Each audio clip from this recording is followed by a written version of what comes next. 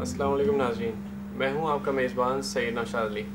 ناظرین، انسان اگر چاہے تو اپنی زندگی کے ہر لمحے کو مزاح کے موتیوں سے پیرو کر ایک مالا بنا سکتا ہے، جس کی قیمت صرف ایک اعلیٰ ضرب شخص ہی لگا سکتا ہے۔ ایسی ایک شخصیت کہ جس نے اپنی مزاحیہ شاعری کے ذریعے کئی لوگوں کے دل جیت لیے ہیں۔ طرز و مزاح ان کی زندگی کا خاصہ رہے ہیں، جس نے انہیں عزت دوام بخشی۔ مزاحیہ شاعر ہونے کے ساتھ ساتھ ایک دینی اسکالر، مقرر، کالم نگار اور پروفیسر ہونے کا بھی اعزاز حاصل ہے۔ تو جناب ہمارے ساتھ موجود ہیں جناب عنایت علی خان صاحب۔ السلام علیکم سر۔ وعلیکم السلام ورحمۃ اللہ وبرکاتہ مغفرت۔ آپ کا زمانہ طالب علمی کیسا گزرا؟ طلباء کی صلاحیتیں اجاگر کرنے کے لیے اساتذہ کس طرح مدد کیا کرتے تھے؟ اچھا، تو میرا تعلیمی دور الحمدللہ بہت اچھا گزرا۔ ہجرت کے بعد جب ہم یہاں آئے تو کچھ عرصے تک تو تعلیم کا سلسلہ منقطع رہا۔ اس کے بعد پھر جب تعلیم کا سلسلہ شروع کرنے کی سکت پیدا ہوئی ہم میں، تو ہم گئے اسکولوں میں، تو اس دوران 4 سال کا وقفہ ہو چکا تھا۔ اب جس اسکول میں جاتے ہو کہتے ہیں کہ آپ کا سرٹیفکیٹ پچھلی کلاس کا، سرٹیفکیٹ تو تھا نہیں ہمارے پاس۔ چنانچہ پھر گورنمنٹ ہائی اسکول، یہ گولڈ بلڈنگ کے سامنے جو ہے نا، وہاں ہم گئے تو وہاں استاد نے کہا کہ اچھا اردو اور انگریزی اور حساب کا ٹیسٹ ہوگا آپ کا۔ اردو انگریزی تھوڑی سی آتی تھی، حساب کی کیا کیفیت تھی آپ اندازہ کیجئے۔ انہوں نے پوچھا میاں تمہیں حساب تجارت آتا ہے؟ نو سر۔ اکائی کا قاعدہ آتا ہے؟ نو سر۔ کمپاؤنڈ انٹرسٹ آتا ہے؟ نو سر۔ سمپل انٹرسٹ آتا ہے؟ نو سر۔ 6ٹھی جماعت میں ہم داخلہ لینے والے تھے، یعنی اس زمانے میں 3rd اسٹینڈرڈ کہلاتا تھا۔ اچھا بھئی آپ خود بتلا دیں کہ آپ کو آتا کیا ہے؟ ہم نے کہا روپے آنے پائے کی جمع تقسیم آتی ہے۔ ہنسنے لگے، کہنے لگے بھائی وہ تو پرائمری کی بات ہے، آپ 6ٹھی جماعت میں داخلہ لینے آئے ہیں۔ اچھا، کیونکہ حالات سب ایک جیسے ہی تھے اس زمانے میں۔ انہوں نے کہا اچھا یہ کاپی میں لے کر آیا ہوں، اس میں سے یہ سوال نقل کرو۔ اب وہ نہ معلوم اس شاگرد نے غلط کیے تھے یا میں نے غلط کیے تھے، نقل کرنے پر بھی 50% مارکس مجھے ملے، تو داخلہ الحمدللہ مل گیا۔ لیکن تھوڑی محنت کی تو اس کے بعد 8ویں تک جاتے جاتے میں اچھا شاگرد بن چکا تھا، اسکالرشپ کا امتحان پاس کیا تھا، اور میٹرک میں الحمدللہ میری کلاس میں فرسٹ پوزیشن تھی۔ تو طالب علم کا دور اسکول کے حد تک یہ تھا۔ اس کے بعد کالج میں شام کا کالج تھا، سٹی آرٹس کالج، تو وہاں سے میں نے گریجویشن کیا، اور پھر پرائیویٹ ایم اے کیا، اس لیے کہ میں اسکول میں ٹیچر بھی تھا۔ اس وقت ٹیچرز کو لیے یہ رعایت تھی کہ وہ ایم اے کر سکتے تھے، تو الحمدللہ پرائیویٹ ہوتے ہوئے بھی میری پوزیشن تھی ایم اے میں، اور اس کے نتیجے میں مجھے ایک گولڈ میڈل ملا انجمن ترقی اردو کی جانب سے، سلور میڈل یونیورسٹی کی طرف سے، اور اس زمانے میں 500 روپئے بہت ہوتے تھے، وہ انعام ملا تھا۔ پہلا شعر آپ نے کس عمر میں؟ اچھا، پہلا شعر کس عمر میں؟ کس وجہ کو بنیاد بناتے ہوئے کہا؟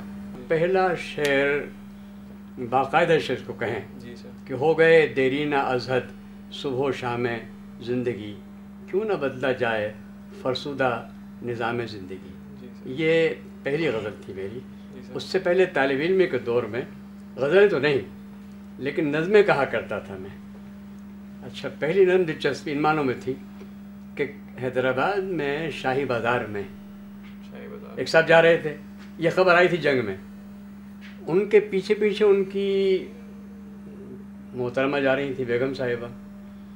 کچھ آگے جا کر انہوں نے دیکھا پلٹ کر کے بیگم صاحب کتنی دور ہیں، تو بیگم صاحب نے چہرے پر نقاب ڈال لی۔ اچھا، کچھ دور اور جا کر پھر اتفاقاً دیکھا انہوں نے، تو پھر انہوں نے نقاب ڈال لی۔ انہوں نے کہا رک جاؤ بیگم، برقع اتارو۔ ہیں؟ ہاں برقع اتارو۔ کیا کہہ رہے ہیں آپ؟ برقع اتارو۔ تم ویسے نقاب اٹھائے پھر رہی ہو، جب میں دیکھتا ہوں نقاب ڈال لی تو مجھ سے ہی پردہ ہے نا تمہارا، اتارو برقع۔ اس ظالم نے برقع اتروایا اور آگ لگا دی۔ عجیب بات تھی نا، یہ خبر آ گئی جنگ میں۔ اس پر سے ہم نے کچھ موضوع مصرے کیے، اور کلاس فیلو نے کہا کہ یہ جنگ میں بھیج دو مجید لاہوری مرحوم کے حرف و حکایت، ایک آتا تھا مزاحیہ کالم، جلا ڈالا سرے بازار برقع، تھے میری جان کا آزار برقع، ہیں جن بہنوں کے شوہر ملا ٹائپ جن بہنوں کے شوہر ملا ٹائپ وہ لیے پھرتی ہیں وہ زنہار برقع، لیے پھرتی کہاں تک سر پہ خیمہ، یوں تو کر دیا فنار برقع۔ اب یہ تک بندی تھی، اتفاق سے مجید لاہوری صاحب نے اپنے کالم میں دے دیے مصرے۔ اب ہم بہت خوش کہ بھئی جنگ میں ہمارا کلام آ گیا۔ شاعری میں آپ نے طنز و مزاح کے انداز کو ہی کیوں اختیار کیا، حالانکہ آپ کی سنجیدہ شاعری بھی خاصی پسند کی جاتی ہے؟ ترجیح کا ایک سبب تو یہ ہے کہ میرے والد بھی مزاح میں کہتے تھے، وہ ایک ادبی انجمن سے وابستہ تھے۔ جب ان کا انتقال ہوا تو ان کے ساتھیوں نے مجھ سے کہا کہ بھئی اب یہ مزاح کی پگڑی تم باندھ لو۔ ورنہ ابتدا میں میری جو غزلیں تھیں وہی روایتی انداز کی غزل کی روایتیں، ہجر و وصال اور گل و بلبل وہی تھیں۔ یہ ایک وجہ ہوئی، پھر کچھ طبیعت میں شاید بچپن سے کچھ مزاح کا عنصر شامل تھا، اس لیے اب وہ شاعر جنہیں ہم سنا کرتے تھے ریڈیو پر اور لکھا کرتے تھے ان کے اشعار، اب الحمدللہ ان کے ساتھ بیٹھ کر اسی مزاح کے حوالے سے اس کو آپ کا ایک شارٹ کٹ مجھے مل گیا ہے آگے پہنچنے کا۔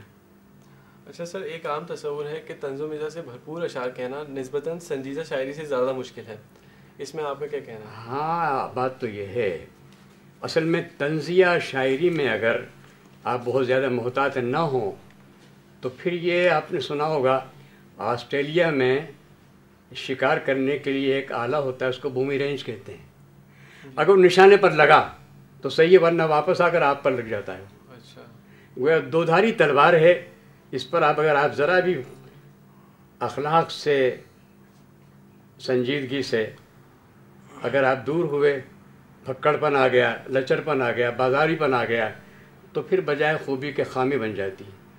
اس لیے اس میں کیفیت یہ ہوتی ہے، کسی نے شعر کہا کہ شعلوں سے بھی جو کھیلیں دامن کو ہی بچائیں۔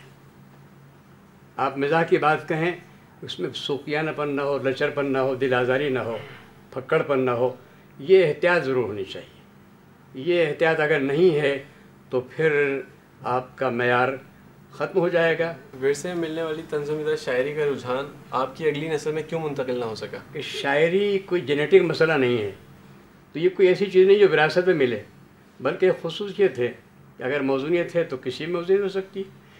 جاہل افراد میں موزونیت ہے، موزوں شعر کہہ سکتے ہیں، اور پڑھا لکھا بھی پی ایچ ڈی بھی ہو تو اس موزونیت نہیں شعر نہیں کہہ سکتا۔ کیا